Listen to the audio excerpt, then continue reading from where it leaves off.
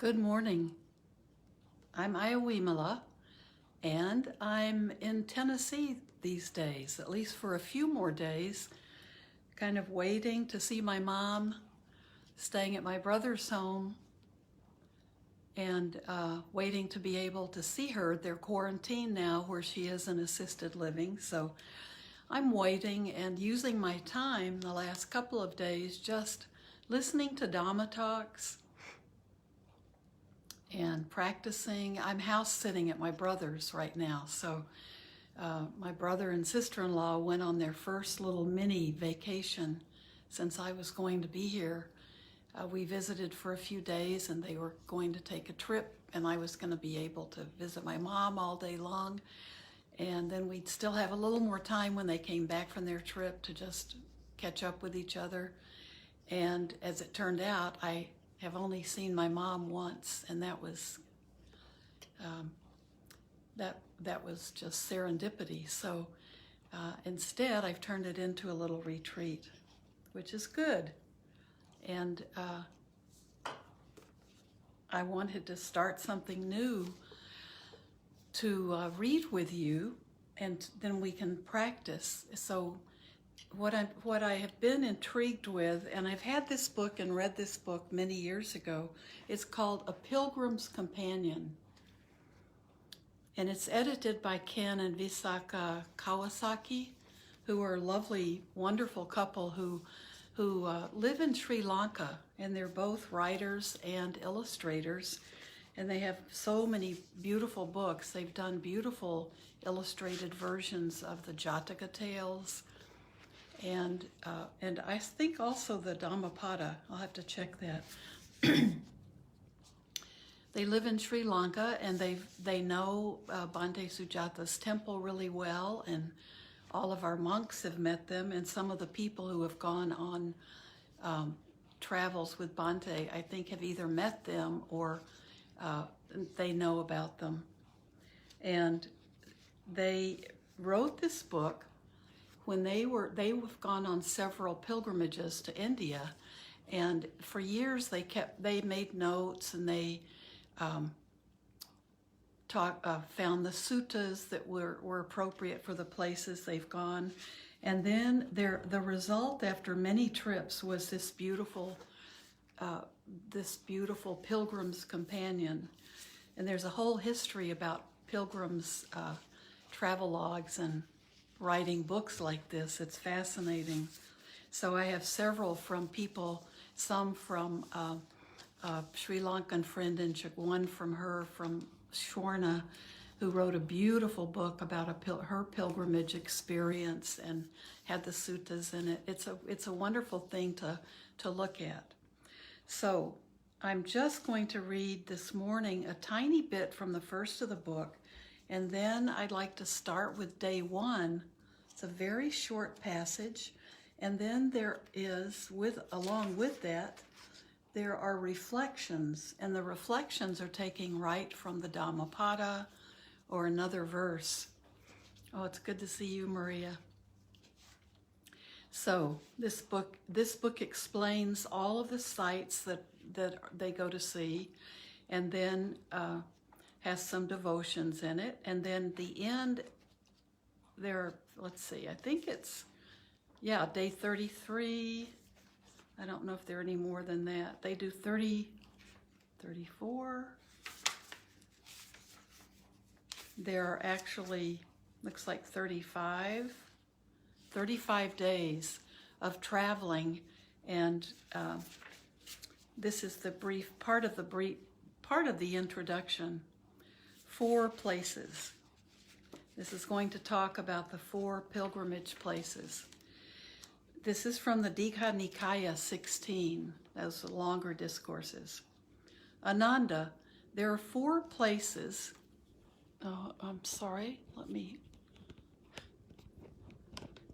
make sure. Okay.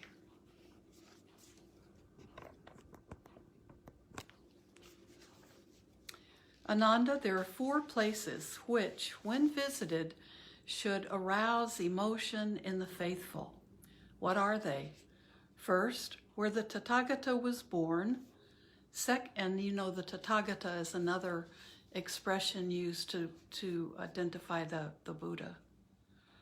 Second, where the Tathagata attained supreme enlightenment.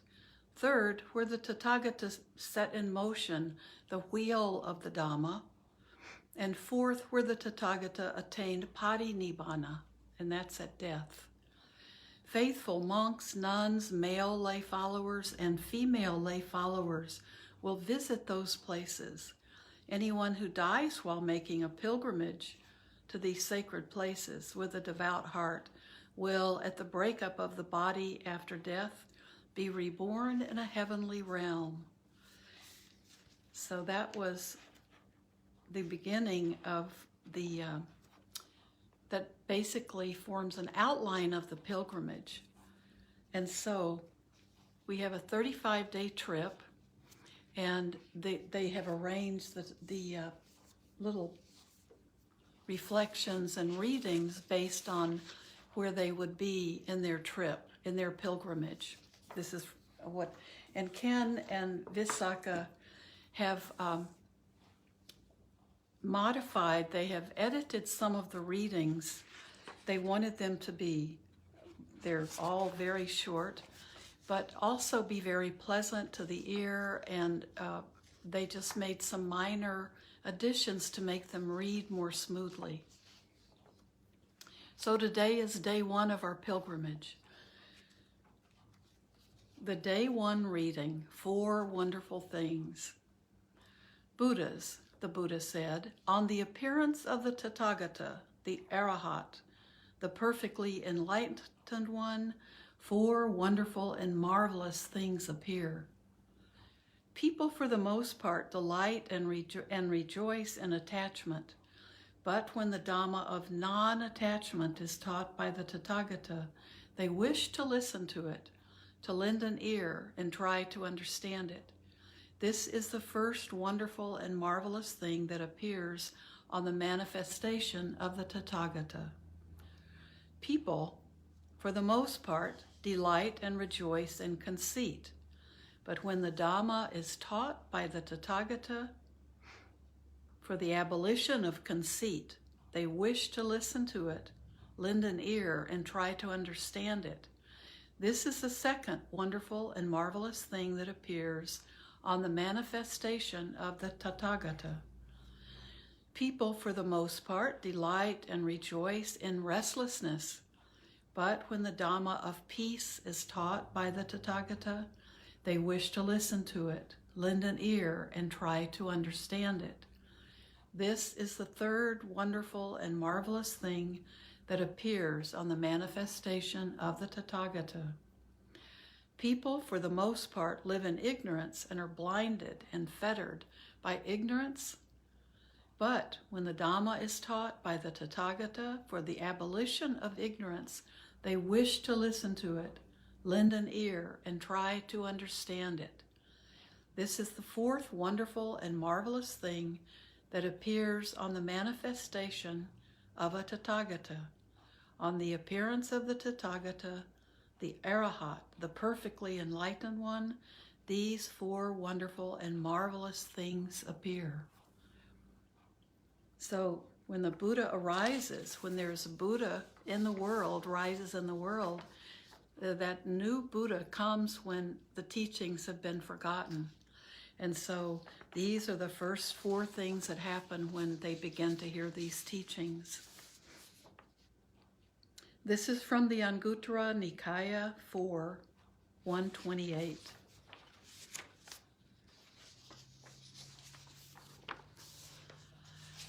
So just imagine you're sitting on a big stone, perhaps, or a bench near one of the sites from Lumbini, I think, is one of the first ones, where the Buddha was born.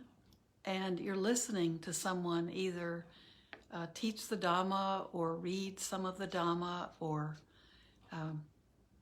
you might be reflecting with, this is from the Dhammapada, but just imagine yourself on a pilgrimage with your group of people, maybe all the people watching, and you're sharing this at the site of some of these historical events.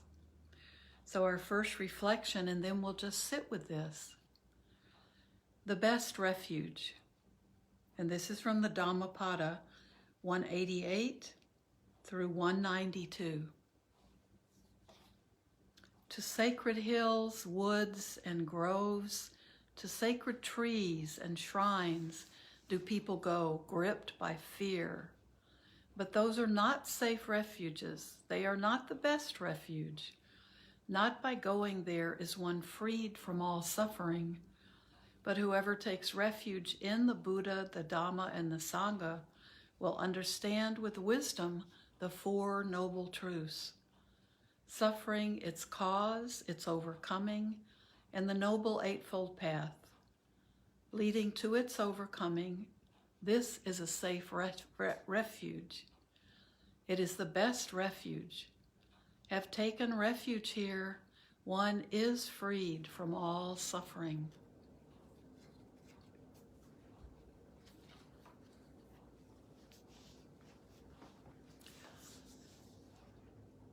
So let's just sit and just allow your body to relax. Find a posture that really lets you feel as comfortable as you can, sitting still. We all do get restless.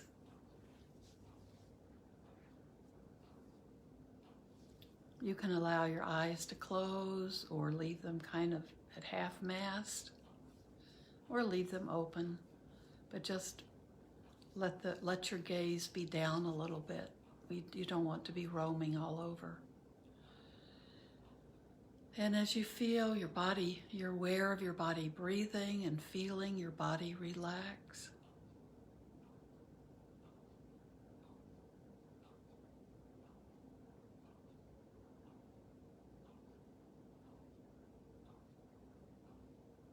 You can think about, well, let's say you can explore. Let's not think about it, just explore what your refuges are.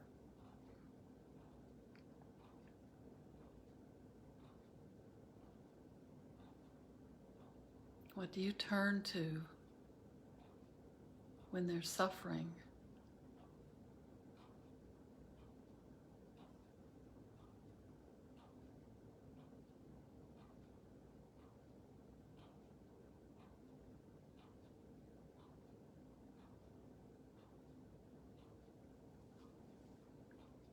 Just let your mind, let your body too, just explore that area. What are your refuges?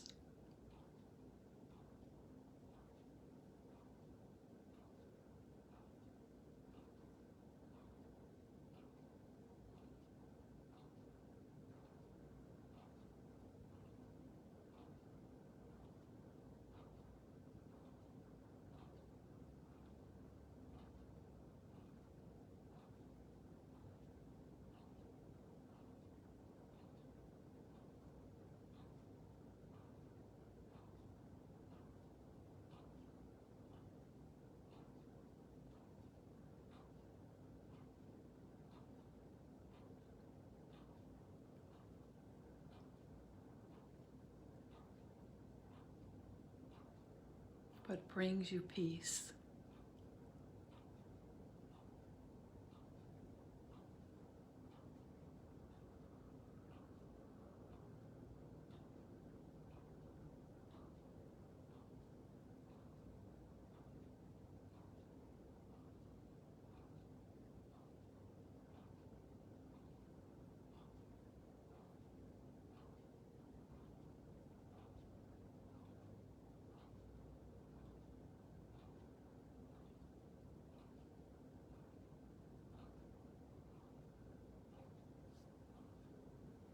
Now, as you sit, I'm going to read the reflection again, and just sit.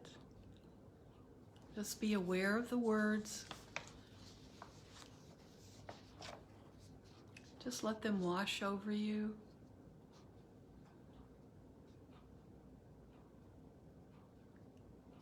The best refuge. To sacred hills, woods and groves, to sacred trees and shrines, do people go, gripped by fear. But those are not safe refuges. They are not the best refuge. Not by going there is one freed from all suffering. But whoever takes refuge in the Buddha, the Dhamma, and the Sangha will understand with wisdom the Four Noble Truths, suffering, its causes, its overcoming, and the Noble Eightfold Path leading to its overcoming. This is a safe refuge. It is the best refuge. Having taken refuge here, one is freed from all suffering.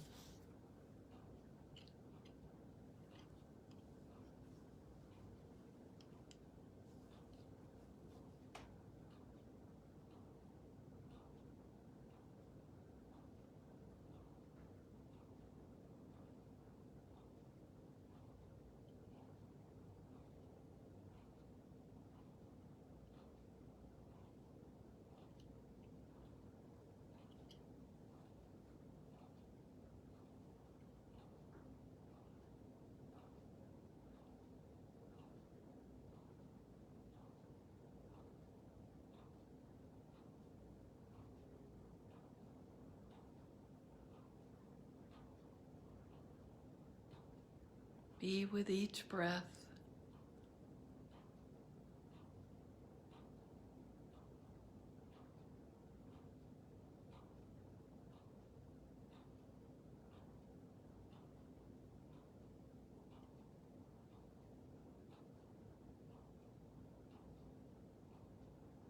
We can even imagine seeing the wonderful sights of where the Buddha was born,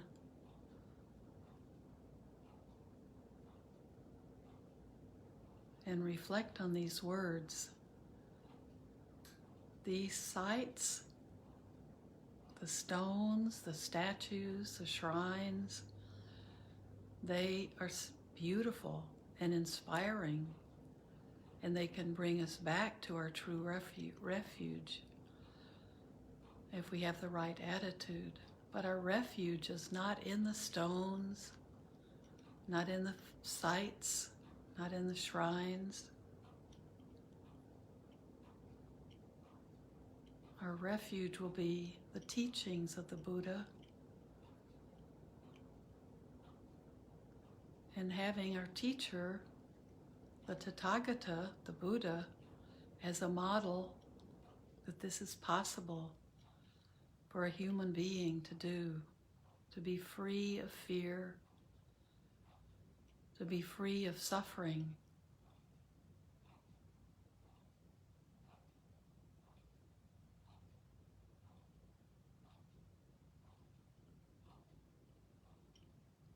And by living the Eightfold Path, we can become completely free of greed, aversion, and delusion.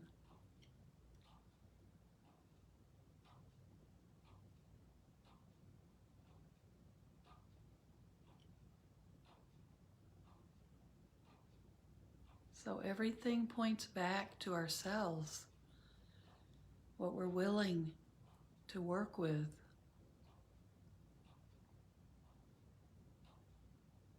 Everything is internal for us.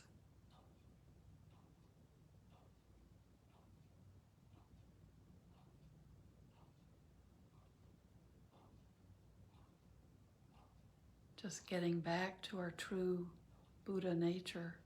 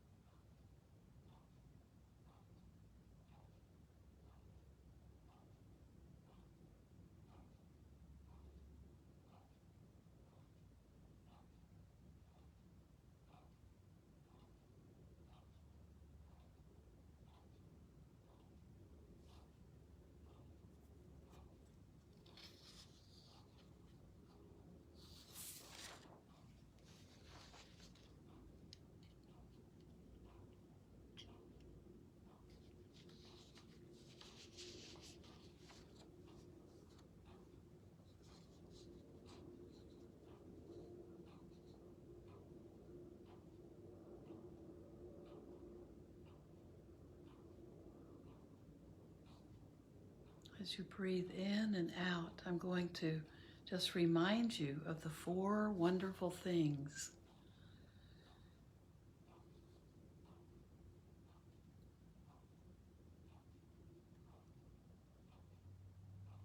Most people delight and rejoice in attachment. But when the Dhamma of non-attachment is taught by the Tathagata, people want to listen to it, and they try to understand it. People delight and rejoice in conceit, in pride. But when the Dhamma is taught by the Tathagata for the abolition of conceit, they wish to listen to it and try to understand it.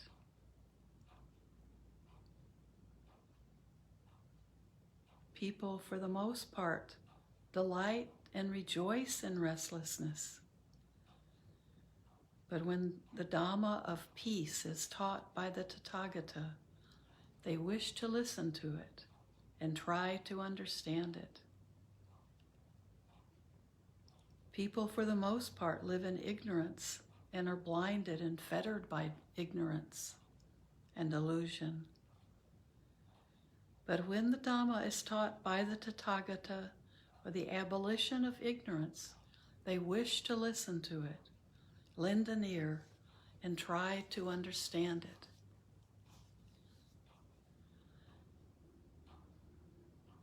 Think about your own experience with the Dhamma.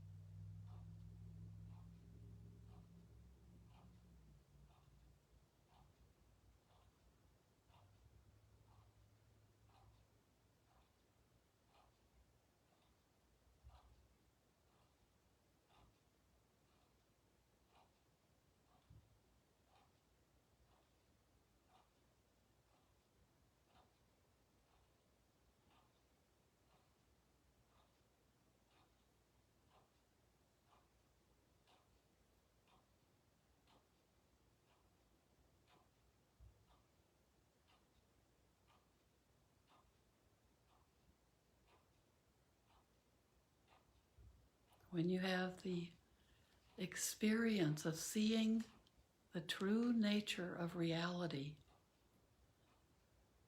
how does that feel? How does it work for you?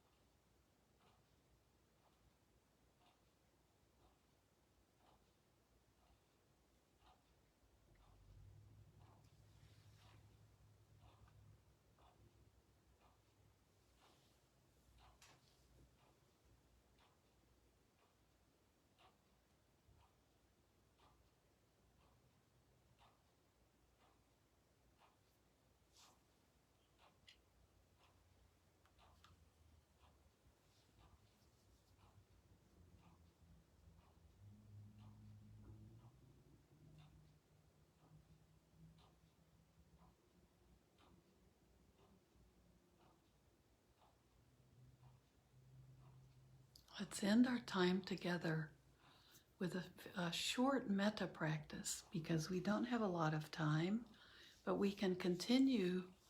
You can continue, and I can too, for the rest of the day, sending metta, whether you're in a meditation posture or you're washing dishes or cooking or sitting at work. We can send metta. So metta is that kindness, that friendliness that we can send, and we can send goodwill. So begin with yourself And this is not an easy time in the world. This is samsara showing us at some of its best work. It's hard to listen to the news, and I think you have to be very careful about that. But let's practice a few moments of metta, and then it'll be time for me to leave, and you can approach the rest of the day. Or as you're going to sleep, it's wonderful if you practice metta at night, because then as you go to sleep, the metta practice is right there with you, right there, continuing into your sleep. So begin sending these feelings of friendliness, kindness to yourself. Be very sincere. So many of us do things for others, and we really don't do many good things for ourselves. We'll burn out that way. We'll become sick, or we'll become bitter. We have to take care of ourselves in the deepest way. So send yourself these feelings of love and friendliness and kindness. May I be well. May I feel safe.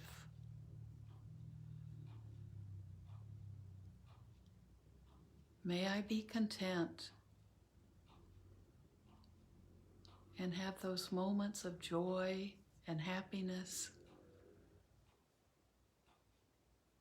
and be able to recognize them.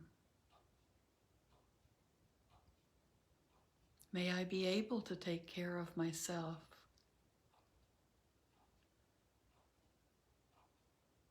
And may I be at peace.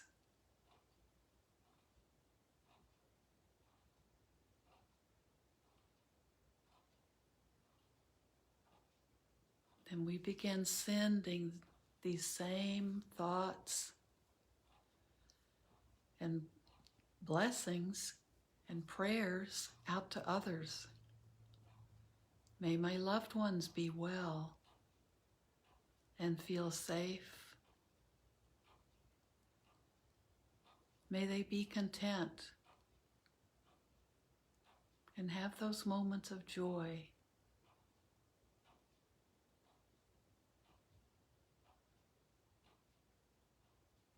May they be at peace.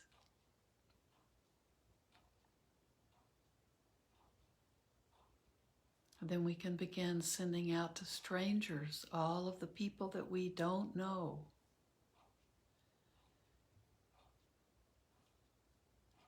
Which is most of the world, right? All strangers. May all strangers be well and be content. May they feel safe.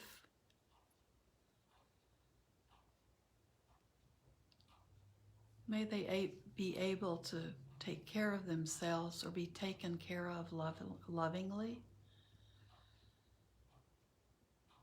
And may they live in peace.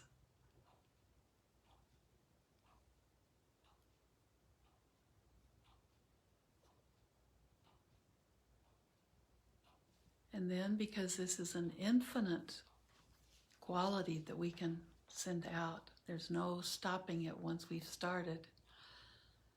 There are no boundaries. No being is left out.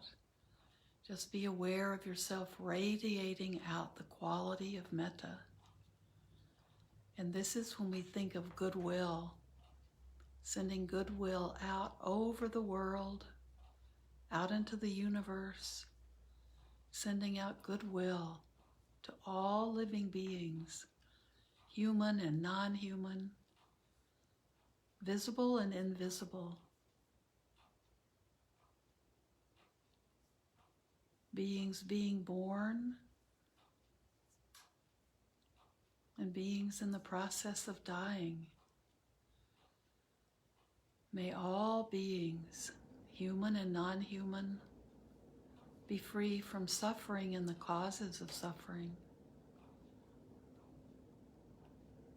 Be free from fear and worry and anxiety.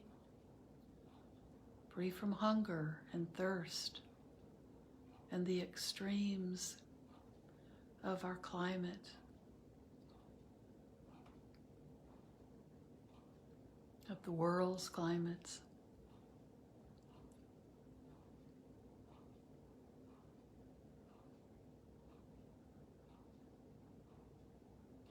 And may all living beings, human and non-human, be able to care for themselves or be cared for lovingly. And may all beings be at peace within themselves and with their world.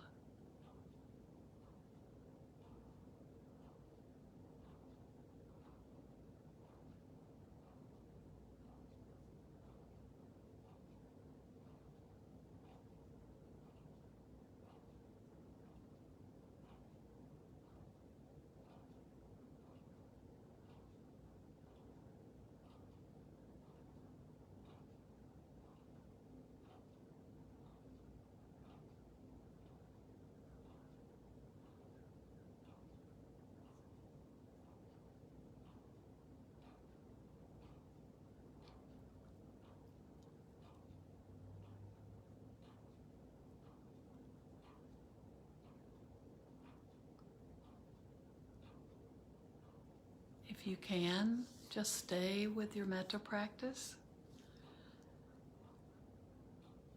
And if you have to get up and get on with your day or your evening, you can stay with it as well.